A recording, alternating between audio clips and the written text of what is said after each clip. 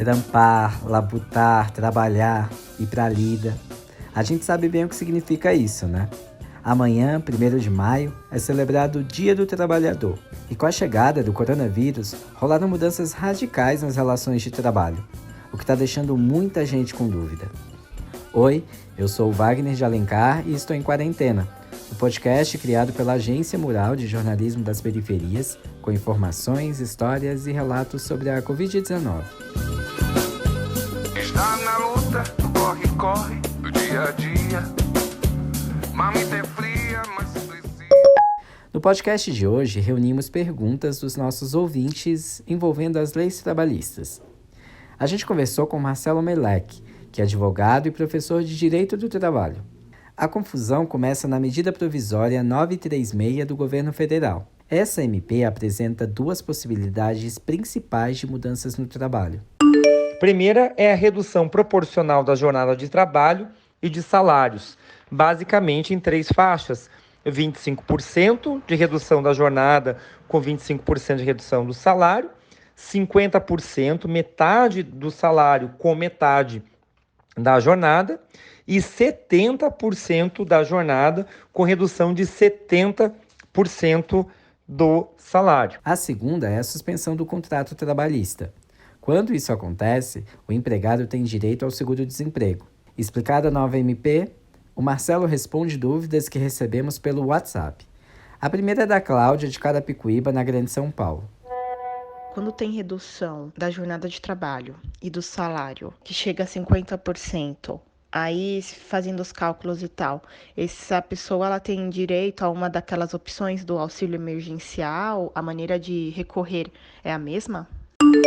A pessoa vai receber o auxílio emergencial naqueles critérios de que quanto ele receberia lá no seguro-desemprego, vai aplicar esse percentual de 50% nesse contrato de trabalho, pago, portanto, essa parte pelo Ministério da Economia, e ele não precisa fazer nada. Diferente de outro benefício dos autônomos lá, né, que tem que se registrar para fazer o jus ao recebimento, aqui não precisa fazer nada, porque a obrigação da empresa de informar essa redução para o Ministério da Economia, e aí o Ministério informar, inclusive, a conta bancária desse empregado, e depois o Ministério da Economia fazer o pagamento. Então, o empregado não precisa fazer nada para recorrer a esse auxílio. A Cláudia também não entendeu muito bem a questão da estabilidade que a medida provisória garante para o empregado que tem o contrato alterado.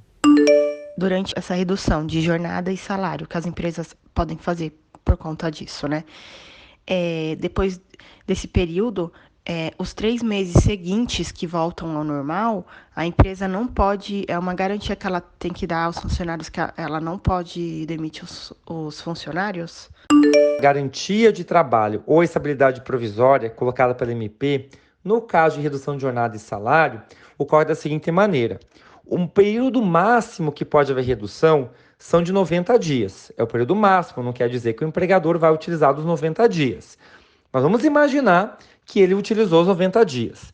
Então, desde o momento que ele está neste acordo reduzindo o seu salário, então, durante esses 3 meses, depois, quando ele voltar a receber o salário normal, tiver voltado, passado esses 90 dias, ele tiver voltado a receber seu salário normal e trabalhar normalmente, ele vai ter por mais 90 dias o período de garantia de emprego, sujeito a multas especiais caso ele seja dispensado sem justa causa. Essa parada de estabilidade gerou dúvidas de São Paulo até Minas Gerais.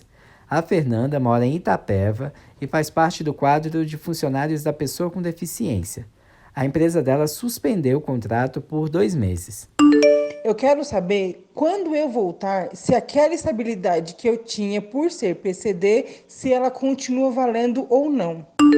Todas as pessoas que já têm uma estabilidade, uma garantia de emprego, em virtude ou de ser gestante, ou de ser acidentado, né, ter tido um acidente de trabalho, ou ser um PCD, ou ser um dirigente sindical, ou ser um cipeiro, aquele que é membro da CIPA, da Comissão Interna de Prevenção de Acidentes de Trabalho, enfim.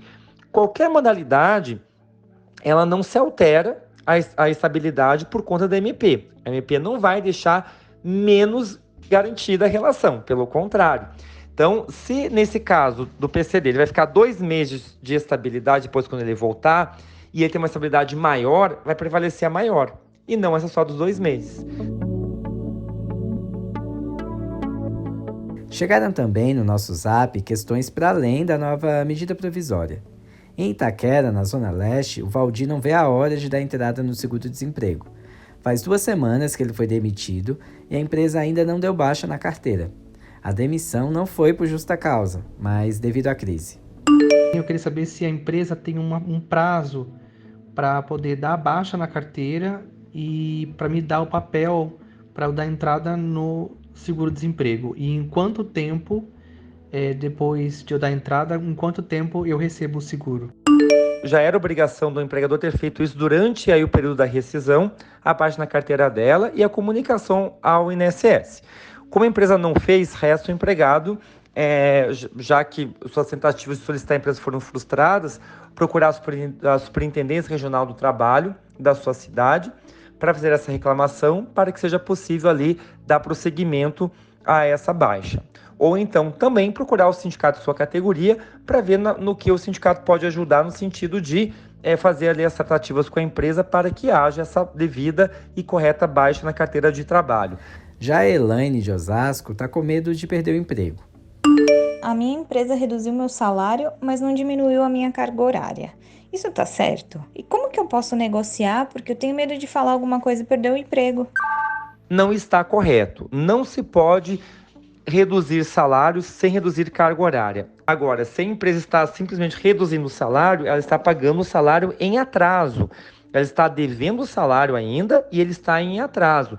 Ele pode ser cobrado futuramente na Justiça do Trabalho, caso a empresa não venha adimplir essa obrigação naturalmente, espontaneamente. Pode ser também que muita gente esteja nessa situação. O Marcelo diz o que fazer. Recomendável que seja feita uma denúncia nos órgãos competentes.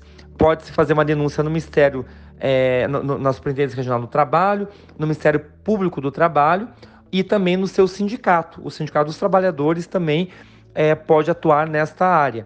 O Wagner é do Capão Redondo, na Zona Sul de São Paulo, e está trabalhando de casa. Mas a empresa não deu nenhum equipamento para ele. Ela simplesmente disse que isso é minha responsabilidade. Eu queria saber se isso está correto ou se a empresa tem a obrigação de fornecer algum tipo de auxílio para quem está de home office. No dia 23 de março, o governo federal editou uma medida provisória que mudava algumas regras do home office, a MP 927. Wagner, segundo essa MP, a lei não obriga a sua empresa a fornecer equipamentos para trampar em casa. Esse acordo precisaria ser feito entre você e o seu chefe. Bom, o papo rende assunto, né? Se você ainda tem alguma dúvida trabalhista, principalmente envolvendo a nova MP 936, a gente recomenda acessar a cartilha feita pelo Ministério da Economia. É só entrar no site www.gov.br e buscar por MP 936. Por aqui, seguimos em quarentena, desejando que tudo isso passe logo. Este podcast tem o apoio do Instituto Unibanco. Você também pode apoiar o nosso jornalismo acessando catarse.me/periferias. Veja ainda outros conteúdos sobre a Covid-19 no site da Agência Mural, agenciamural.org.br e em nossas redes sociais, no Instagram, no Twitter e no Facebook. Participe enviando seu áudio para o nosso WhatsApp. Anota o número DDD 11 97591 5260. Lave as mãos, se puder, não saia de casa e até mais.